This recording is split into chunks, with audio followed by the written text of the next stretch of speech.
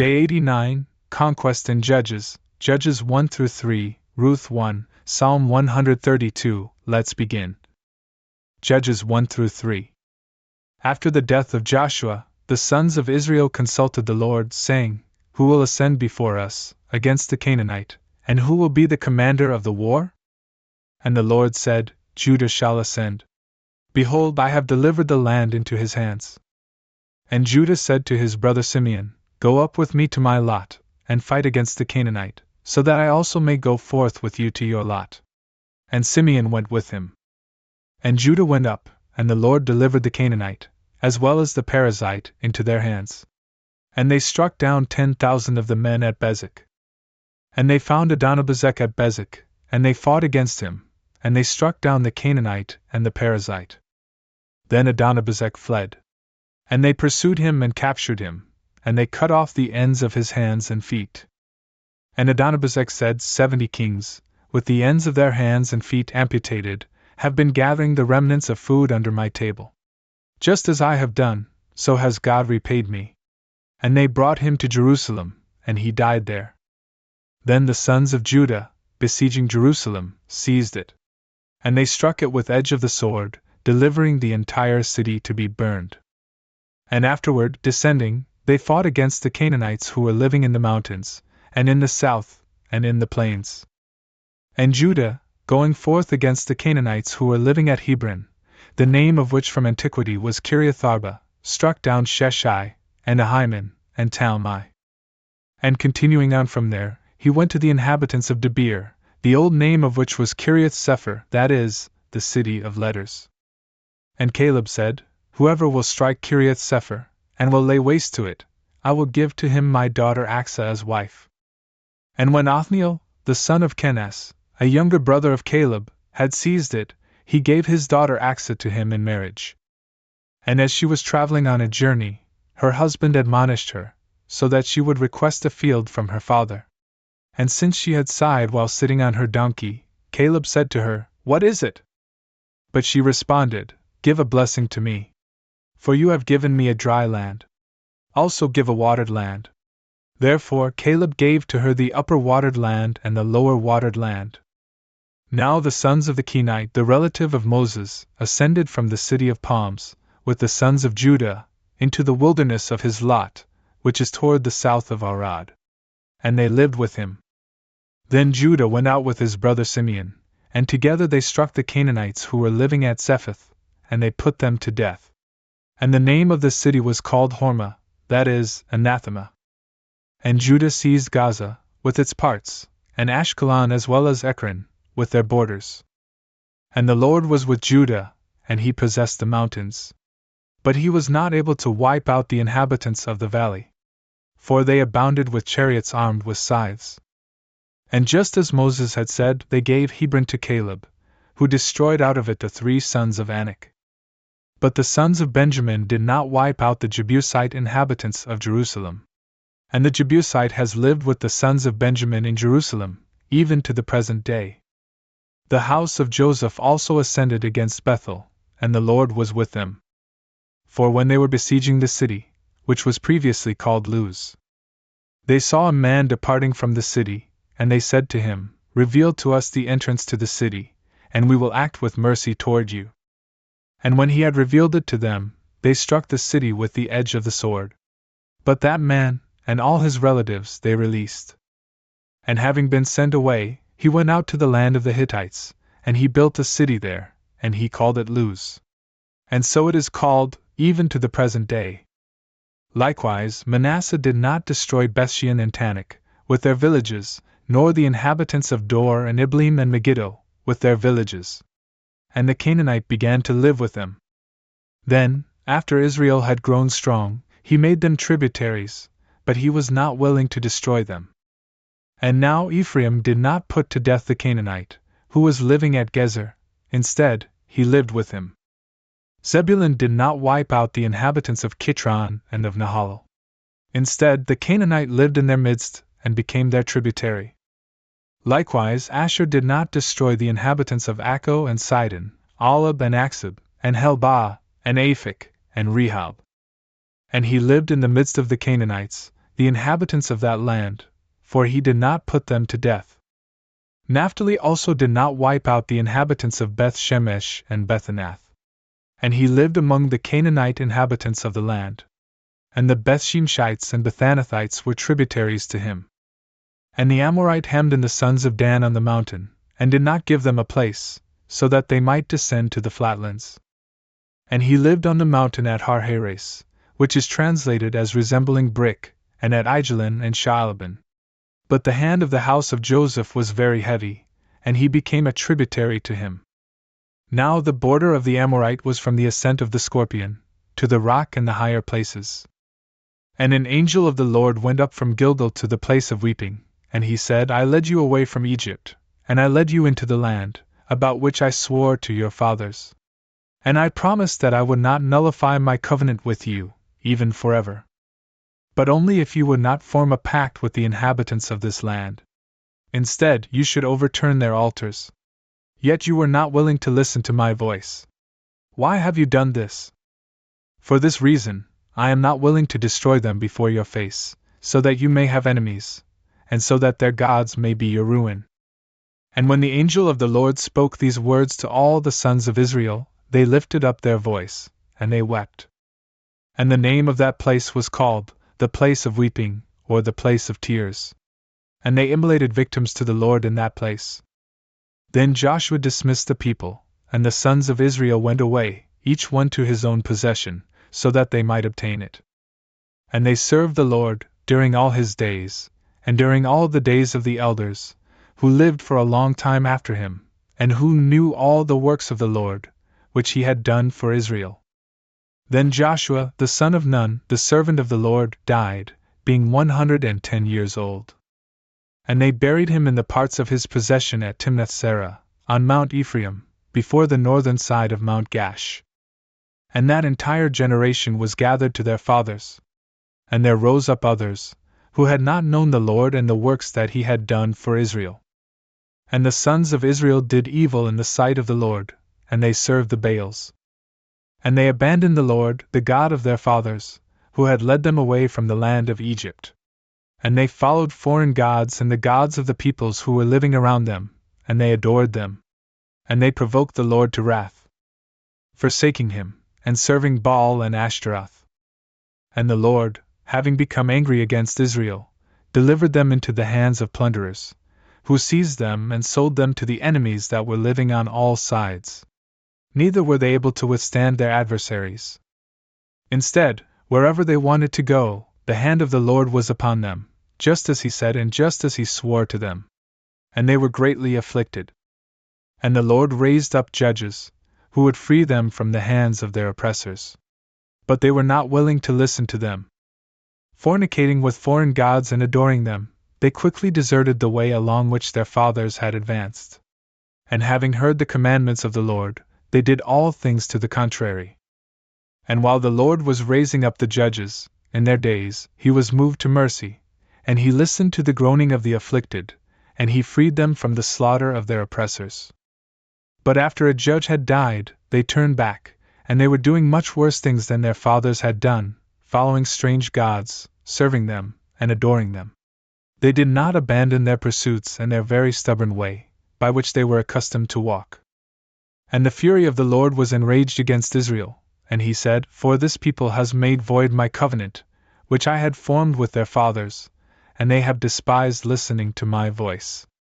And so, I will not destroy the nations that Joshua left behind when he died, so that, by them, I may test Israel, as to whether or not they will keep the way of the Lord, and walk in it, just as their fathers kept it. Therefore, the Lord left all these nations, and he was not willing to quickly overthrow them, nor did he deliver them into the hands of Joshua. These are the nations which the Lord left, so that by them he might instruct Israel and all who had not known the wars of the Canaanites, so that afterward their sons might learn to contend with their enemies, and to have a willingness to do battle. The 5 princes of the Philistines, and all the Canaanites, and the Sidonians, and the Hivites who were living on Mount Lebanon, from Mount Baal-Hermon as far as the entrance to Hamath.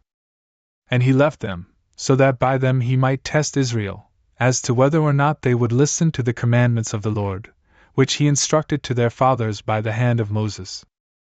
And so, the sons of Israel lived in the midst of the Canaanite, and the Hittite, and the Amorite, and the Perizzite, and the Hivite, and the Jebusite. And they took their daughters as wives, and they gave their own daughters to their sons, and they served their gods. And they did evil in the sight of the Lord, and they forgot their God, while serving the Baals and Ashtaroth. And the Lord, having become angry with Israel, delivered them into the hands of Cusham-Rishathaim, the king of Mesopotamia, and they served him for 8 years. And they cried out to the Lord, who raised up for them a Savior, and he freed them, namely, Othniel, the son of Kenaz, a younger brother of Caleb. And the Spirit of the Lord was in him, and he judged Israel. And he went out to fight, and the Lord delivered Cusham-Rishathaim, the king of Syria, and he overwhelmed him.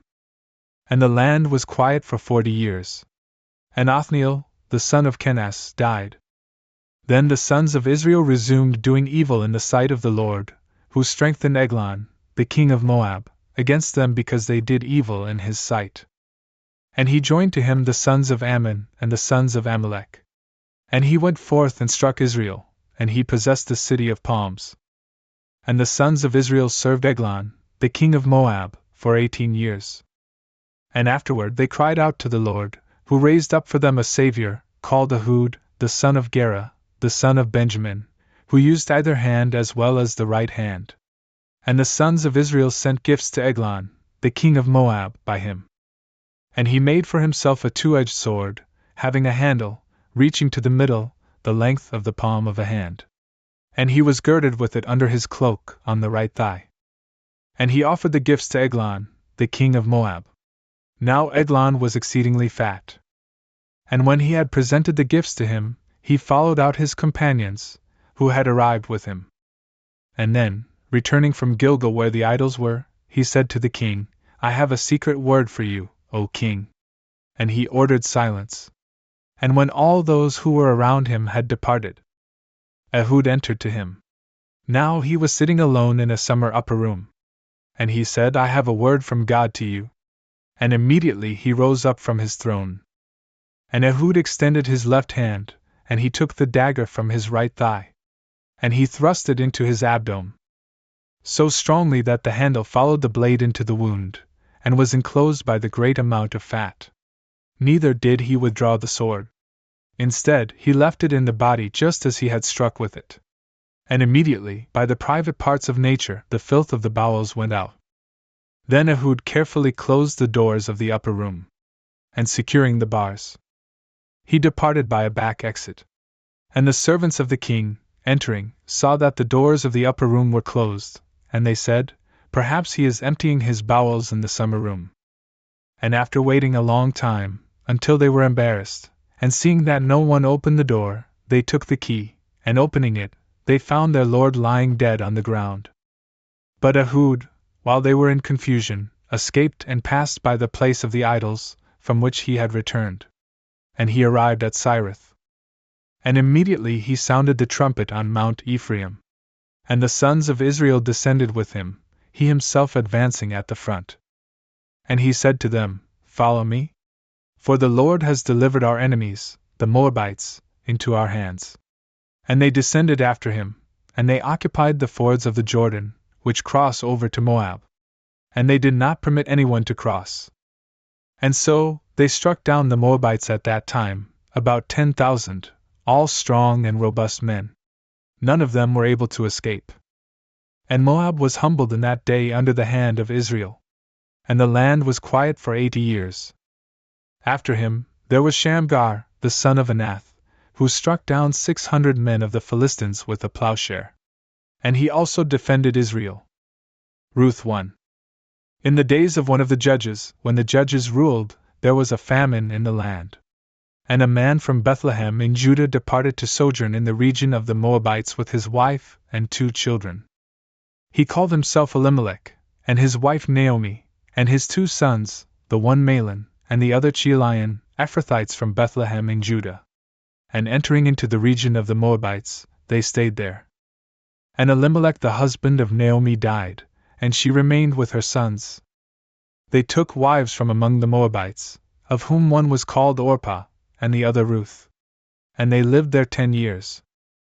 And they both died, namely Mahlon and Chilion, and the woman was left alone, bereaved of her 2 children and her husband. And she arose so that she might journey to her native land, with both her daughters-in-law, from the region of the Moabites. For she had heard that the Lord had provided for his people and had given them food. And so she departed from the place of her sojourn, with both her daughters-in-law, and having set out upon the way, she was about to return to the land of Judah. She said to them, Go to the home of your mother. May the Lord deal mercifully with you, just as you have dealt with the dead and with me. May he grant you to find rest in the houses of the husbands, whom you will obtain by lot. And she kissed them. They lifted up their voice, and began to weep, and to say, We will journey with you to your people. But she answered them, Return, my daughters. Why come with me? Do I have any more sons in my womb, so that you could hope for husbands from me? Return, my daughters, go forth. For I am now exhausted by old age, and not fit for the bond of marriage. Even if I were to conceive on this night, and bear sons. If you were willing to wait until they were grown and had completed the years of adolescence, you would be elderly before you could marry. Do not do so, I beg you, my daughters. For your difficulties weigh upon me greatly, and the hand of the Lord has been set against me. In response, they lifted up their voice and began to weep again. Orpah kissed her mother-in-law, and then turned back. Ruth clung to her mother-in-law. Naomi said to her, See, your kinswoman returns to her people, and to her gods. Hurry after her. She answered, Do not be against me, as if I would abandon you and go away, for wherever you will go, I will go, and where you will stay, I also will stay with you. Your people are my people, and your God is my God. Whichever land will receive you dying, in the same I will die, and there I will have the place of my burial. May God cause these things to happen to me, and add more also, if anything except death alone should separate you and I. Therefore, Naomi saw that Ruth, being firmly resolved in her soul, was determined to go with her, and that she was unwilling to be dissuaded, and that nothing further could convince her to return to her own. And so they set out together, and they came to Bethlehem. When they had entered the city, the news quickly spread among them all. And the women said, This is that Naomi? But she said to them, Do not call me Naomi, that is, beautiful, but call me Mara, that is, bitter. For the Almighty has greatly filled me with bitterness. I went out full and the Lord led me back empty. So then, why call me Naomi, whom the Lord has humbled and the Almighty has afflicted? Therefore, Naomi went with Ruth, the Moabite, her daughter-in-law, from the land of her sojourn, and returned to Bethlehem, at the time of the first reaping of the barley. Psalm 132. A Canticle in Steps, of David. Behold, how good and how pleasing it is for brothers to dwell in unity. It is like the ointment on the head that descended to the beard of Aaron, which descended to the hem of his garment. It is like the dew of Hermon, which descended from Mount Zion. For in that place the Lord has commanded a blessing, and life, even unto eternity.